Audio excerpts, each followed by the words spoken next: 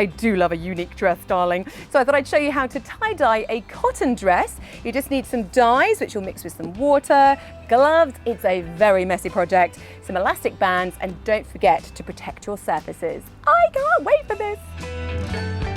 Start with the item damp so the colours merge together.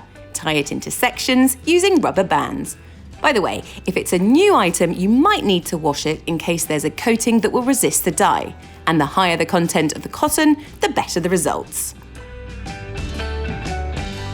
Add a generous amount of dye to each section so it soaks through.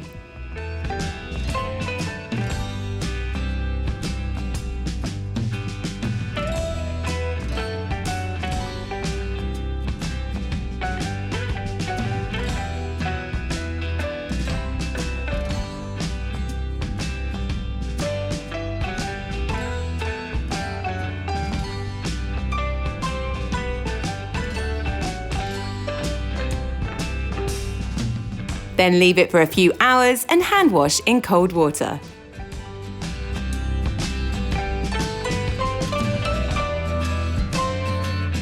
And here's the end result.